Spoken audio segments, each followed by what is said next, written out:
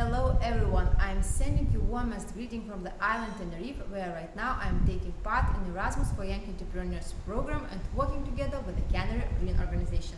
So I have two main goals. The first one is to develop my own business idea, which is about human resources consulting and training. And the second one, to contribute to Canary's green missions to make tourism and this island sustainable one. So I'm sharing my knowledge as human resources specialist and contributing to different kind of activities.